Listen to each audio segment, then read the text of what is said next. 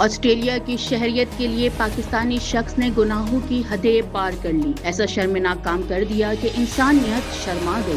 Australia میں سیاسی پناہ کے لیے مبینہ ہم جنس شادی کا منصوبہ بے نقاب۔ FIA نے کراچی ایئرپورٹ پر مشکوک مسافر آف لوڈ کر دیا۔ آسٹریلی شہری کو 40 لاکھ روپے دینے کا اعتراف بھی سامنے آیا ہے۔ ڈیپورٹیشن اور سیاسی پناہ کے مبینہ نیٹ ورکس کے متعلق اہم انکشافات سامنے آ گئے ہیں۔ کراچی ایئرپورٹ پر FIA امیگریشن نے بڑی کارروائی کرتے ہوئے آسٹریلیا میں سیاسی پناہ حاصل کرنے کے لیے مبینہ طور پر ہم جنس شادی کا سہارا لینے والے مشکوک مسافر کو آف لوڈ کر دیا۔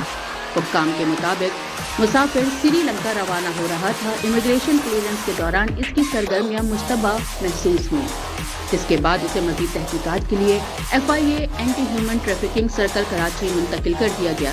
ابتدائی تحقیقات میں ملزم نے انکشاف کیا کہ 2019 میں ایران کے رستے ڈنکی لگا کر یورپ جانے کی کوشش کر چکا ہے، تاہم یونان پہنچنے پر یونانی پولیس نے اسے گرفتار کر کے ترکی واپس بھیج دیا، جبکہ 2022 میں اسے مالدیو سے بھی ڈیپورٹ کیا گیا تھا۔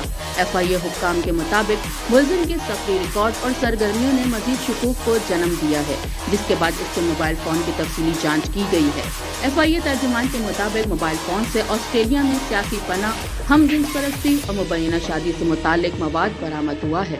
تحقیقات کے دوران مسافر نے اعتراف کیا کہ اس نے آسٹریلی شہری اسٹیفن کرسٹوفر کو 40 لاکھ روپے ادا کیے تھے تاکہ سیاسی پناہ حاصل کرنے کے عمل میں مدد لی جا سکے۔ ذرائع کے مطابق آسٹریلوی شہری اپریل 2026 میں پاکستان بھی آیا تھا، جہاں دونوں کے درمیان مبینہ طور پر ہم جنس شادی سے متعلق معاہدہ طے پایا تھا۔ FIA اب اس معاملے کے مختلف پہلو، بیرون ملک روابط اور ممکنہ انسانی اسمگلنگ نیٹ ورک کی چھان بین کر رہی ہے۔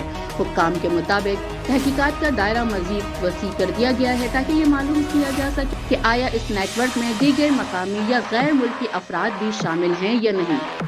FIA حکام کا کہنا ہے کہ کیس میں مزید اہم انکشافات متوقع ہیں، جبکہ ملزم سے تفتیش جاری ہے۔